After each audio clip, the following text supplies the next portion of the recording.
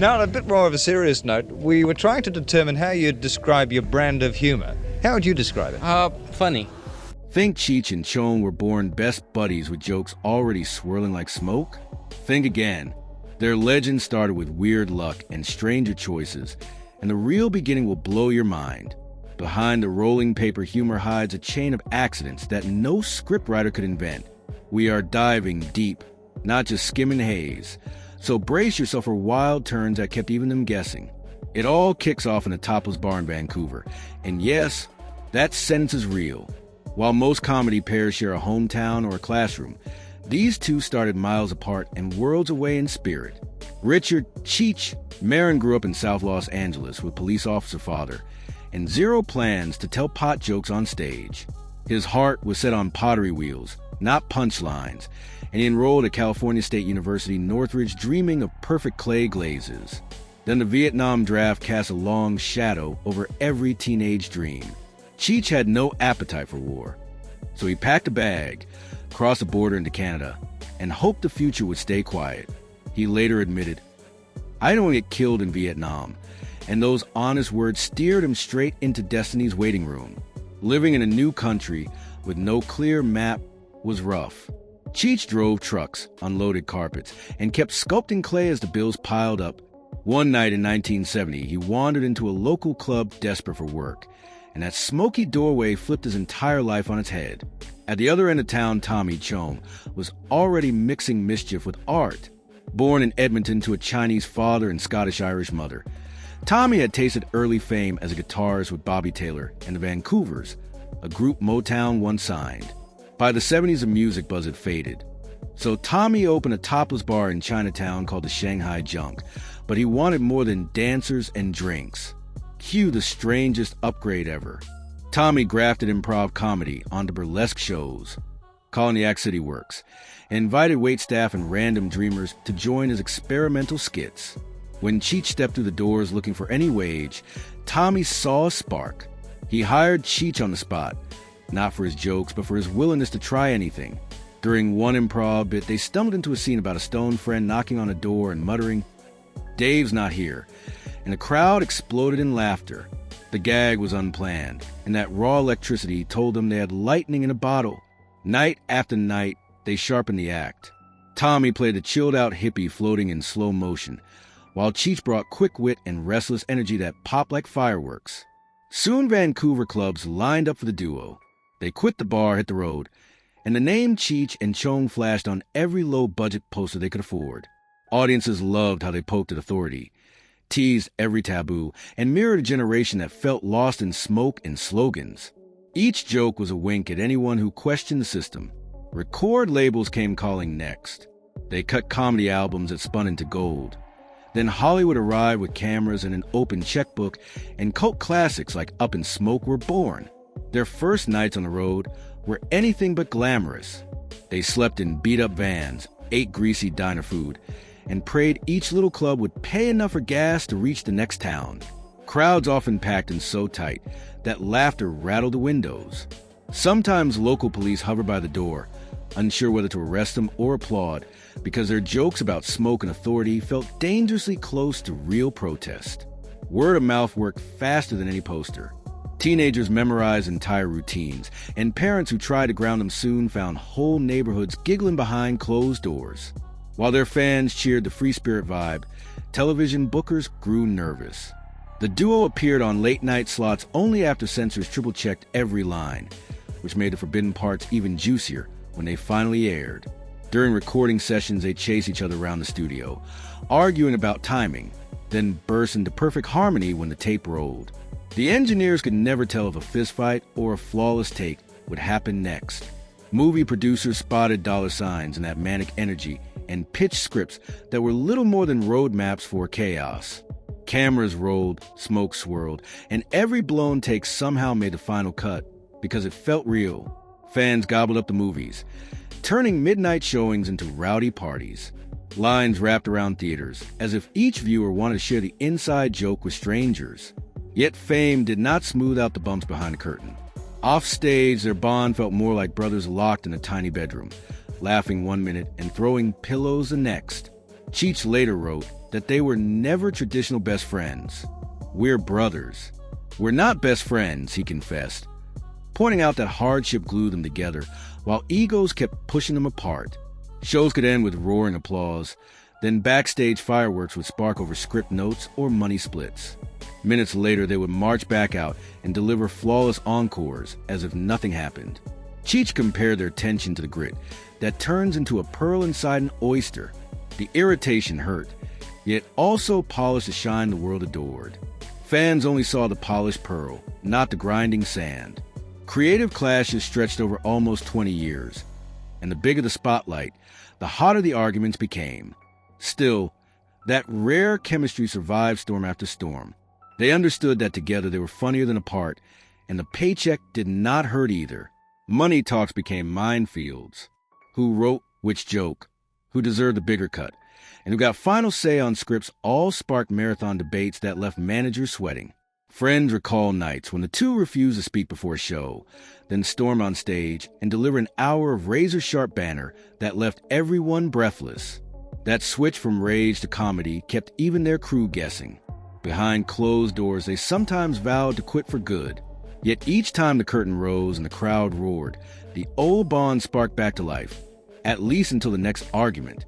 The push and pull mirrored the era itself. The 70s were loud, messy, and daring, and Cheech and Chong became living symbols of that untamed spirit. Even their props told a story.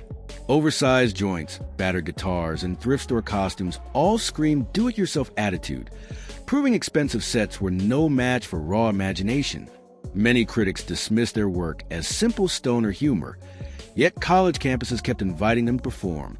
Professors who rolled their eyes at the content could not deny the electric effect on students. Every road trip added new legends.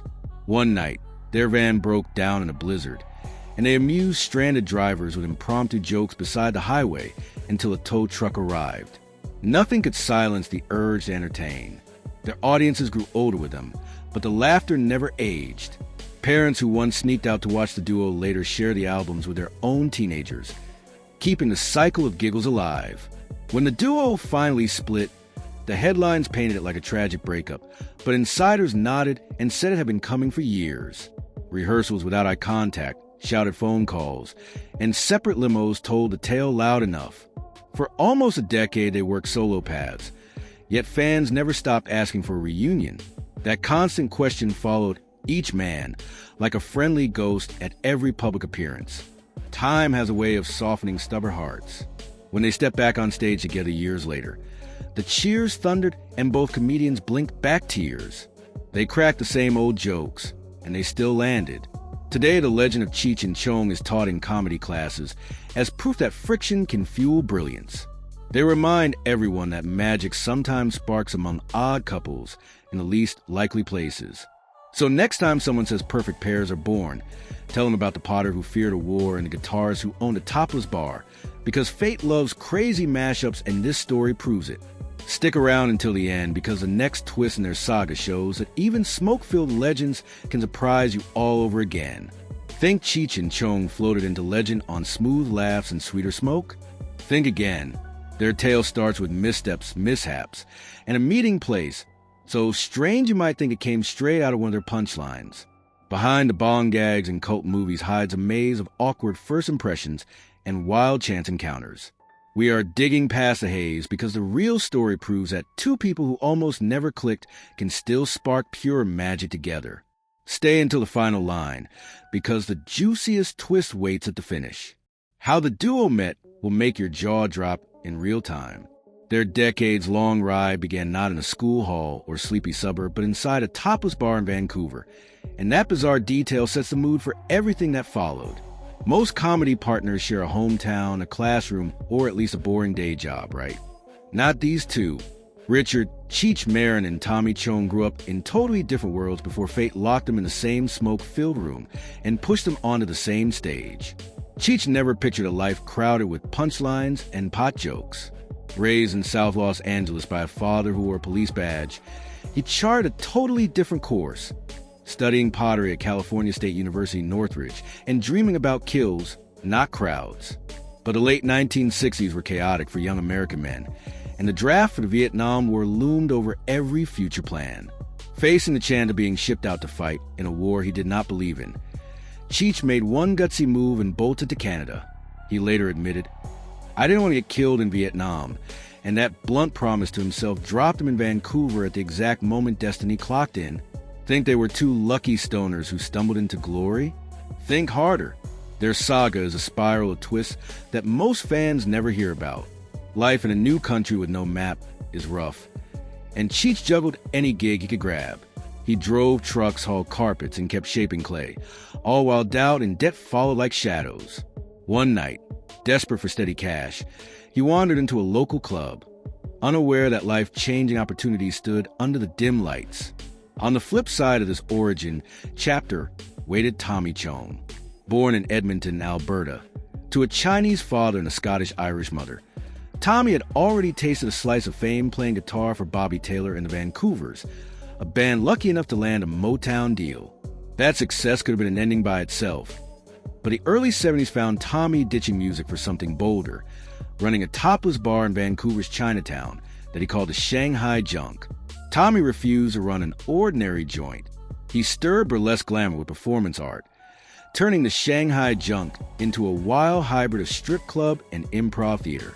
He even formed a sketch crew named City Works that jumped on stage between the dancers with quick skits that mixed satire and silliness. Strange combo, right? Yet the gamble worked, because Tommy loved pushing boundaries and the crowd followed. Jump to one evening in 1970 when Cheech pushed open the Shanghai Junk door, hunting any paycheck he could find. Comedy was not on his mind. Rent was. Tommy studied the newcomer and sensed raw spark, so he hired Cheech on the spot to join City Works. Neither man knew it yet, but lightning had just hit the fuse box. Their very first set together revealed chemistry no script could fake. During a loose improv, they riff about a Dave's friend knocking on a door and mumbling, "Dave's not here," over and over, and the audience exploded with laughter. The bit was pure accident. No rehearsal, no polish. Yet the roar told them they had stumbled on gold. Tommy later laughed that it was all a mistake. But sometimes the best treasures hide in accidents. That unscripted routine became their earliest hit and showed them a truth they could not ignore. They were funnier together. Night after night, they fine-tuned the act, with Tommy sliding into the mellow hippie role, who drifted like smoke, and Cheech firing off rapid jokes with street smart snap. The contrast felt perfect, like two sides of one stoner coin. Word spread through Vancouver faster than any flyer could travel. Crowds packed the club just to catch the new duo, and within months they dumped regular jobs, left the bar behind, and hit the highway as a dedicated comedy team they proudly named Cheech and Chong. On stage, they punched through taboos with bold, irreverent bits that mirrored the voice of a restless generation. One man had dodged a draft. The other had flipped a topless club into an improv lab. And together they built a brand that captured counterculture in real time. Who would have guessed that unlikely formula would conquer North America? Success blasted off like a rocket. They taped comedy albums that turned gold, crisscrossed the United States in beat-up vans, and later stepped onto movie sets that birthed cult classics. Through it all, the heart of the story remained simple. Two very different spirits collided in the strangest place and taught the world how to laugh in a brand new way. But hold on, the ride was never as mellow as it looked on film. Behind the camera, Cheech and Chong navigated as many highs and lows as their fictional escapades, and the upcoming truths might shock even hardcore fans. They had a love-hate bond away from the spotlight, past the iconic stoner gags and packed theaters. Their partnership carried friction hot enough to melt stage lights. Public eye saw two inseparable halves of one comedy gem, but behind the curtain, creative clashes erupted for nearly 20 years. Why did the dream team crack? The answer creeps out when you peer beyond the weed smoke. Cheech revealed in his memoir that he and Tommy were never classic best friends. He compared their link to brothers held together more by shared battles and sheer history than by cozy affection. He wrote, "We're brothers. We're not best friends," lifting the veil on their complicated rhythm. One minute they could argue with fierce volume, and the next they would step before a crowd and drop a flawless routine as if nothing had happened. Exhausting, right? Yet that fiery cycle somehow forged diamonds. Cheech likened their process the way a pearl forms, A piece of grit grinds inside a shell until constant pressure turns it into shining perfection. Could the same tension that crowned them legends also gnaw at the glue holding them together? He remembered moments when backstage tempers flared, egos ballooned, and voices spiked. But once the house lights dimmed, they slipped back into those lovable personas and delivered every punchline on cue. Fans never saw the storm because the duo shielded the audience from every crack. Their chemistry on stage and on film did not always spring from warm friendship or mutual worship. Sometimes it sparked in spite of bruised feelings and creative tug-of-war. Even when one storm blew over, the next argument waited around the corner, yet the laughs kept rolling, because comedy was a single language they both spoke fluent. Back then, the road was their classroom, and every cheap motel became a green room full of jokes they jotted on napkins. They drove a batter van that rattled so loudly they could hardly hear the radio. Yet inside, they rehearsed bits until sunrise mocked the windshield. College crowds screamed so hard the building shook, while small-town police sometimes hovered at the door wondering whether to arrest them or buy tickets. Recording studios brought a new thrill. Engineers often found them arguing at full blast minutes before tape rolled, then watched jaws wide as they nailed a first take in perfect sync. Their debut album shot up the charts, and radio DJs played the tracks after dark so nervous station managers could pretend they never proved the content. Fans memorized every line, quoting bits in high school hallways and army barracks alike, turning each sketch into underground shorthand for rebellion. Hollywood finally called, lured by the wildfire buzz the albums created. The scripts were thin, sometimes just outlines, but the duo filled every blank space with improvised chaos that felt too real to cut. Directors learned to keep cameras running long after a scene was scheduled to end, because the funniest moments often erupted once someone yelled, "Cut!" and nobody wanted to miss gold. Audiences flooded midnight showings, transforming theaters into smoky parties where strangers laughed like lifelong friends.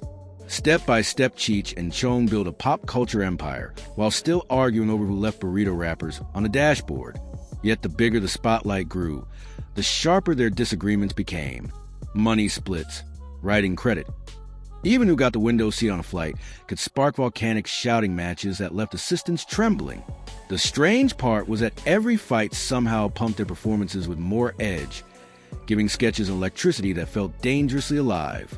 Bandages and fireworks lived side by side in their working rhythm, and nobody watching from outside could predict which side would break the surface next. 4 wild facts about Cheech and Chong that will melt your brain. Cheech and Chong are more than a punchline. They are a full-blown pop culture storm that still makes rooms roar with laughter. Their zany movies hide real-life stories, so weird you will wonder if the pair smoke reality itself into a dream cloud. Get ready, because these next twists prove stoner humor can be stranger than fiction and twice as fearless. 1. They almost met Jason Voorhees on screen. Picture the silent giant in the hockey mask stomping through dark woods, only to trip over 2 mellow gardeners running an illegal weed patch. Wild, right? That crazy mashup nearly happened after director Tom McLaughlin revived a Friday the 13th series with Part 6 Jason Lives in 1986 and wanted an even bolder follow-up. McLaughlin marched into producer Frank Mancuso Jr.'s office and pitched Cheech and Chong as either clueless new camp counselors or laid-back farmers in the cursed forest, and the room lit up with possibilities. Fans with a witness chainsaw panic colliding with snack-fueled giggles as Jason crashed through pots, plants, and pure confusion. The studio finally passed, yet the idea lives on in horror trivia books as one of the greatest crossovers that never got filmed, and it still makes slasher buffs sigh with what-if delight. 2. The MUF DVR plate came from a real officer. Think the cheeky license plate in Up in Smoke was a prop dreamed up in Hollywood? Think again, because that tag belonged to an actual Los Angeles police officer who probably rolled his eyes at every marijuana joke the duo ever cracked. The plate first clung to a humble American Motors Gremlin before jumping to a flashy T-top Corvette and finally retiring on a custom VW Bug, making quite the tour of California highways. The original owner never tossed it, and the faded California stickers still cling to the metal like proof that truth can out-weird art. How perfect is it that a plate created by an officer ended up in the ultimate ode to laid-back rebellion, turning law and order into a forever laugh line? 3. Jack Nicholson laughed through a dislocated shoulder. Jack Nicholson's laugh is legendary. Yet, one screening of Up in Smoke pushed his grin to heroic levels because he arrived with freshly dislocated shoulder that screamed every time he moved. Producer Lou Adler warned the star not to chuckle, but each punchline landed so hard that Nicholson exploded in painful ughs and ohs that rattled the theater like bonus sound effects. The team realized that if a joke could blast through raw agony, it was movie gold, so Nicholson's groans became their secret quality test. Proving humor can heal even while it hurts. Extra twist alert, that beat-up Volkswagen Beetle Chong drives at the top of the film was Jack's real ride, so his fingerprints were on screen long before the opening credits faded. For the Nice Dream script was only 3.5 pages. Cheech and Chong's 1981 romp Nice Dreams began with a script shorter than a grocery list, packing just 3.5 pages of rough notes, sight gags, and scene ideas. At first, the pair planned to play landscapers hiding cannabis gardens around Los Angeles, but the plot soon morphed into selling secret ice cream truck weed under a giant clown face, because why not push the absurd dial to maximum? Despite that tiny outline, the duo treated physical comedy like clockwork, storyboarding every pratfall chase and goofy grin until the timing hit split-second perfection. The result looks loose and chaotic on screen. Yet beneath the haze sits military-level precision that proves real silliness takes serious effort. Cheech and Chong never followed simple rules, and that fearless spirit is why their myths keep growing louder every decade. They nearly shared a frame with a horror icon, borrowed a cop's plate for eternal laughs, cracked Jack Nicholson's ribs with humor, and built a cult classic from 3 pages and pure guts. Next time someone claims stoner jokes are shallow, point them toward this tangled backstory and watch their jaw drop. Thanks for hanging out. If you had fun, hit like, drop a thought below, and subscribe for more mind-bending stories. Another wild video is waiting on your screen right now, so click and keep the good vibes rolling.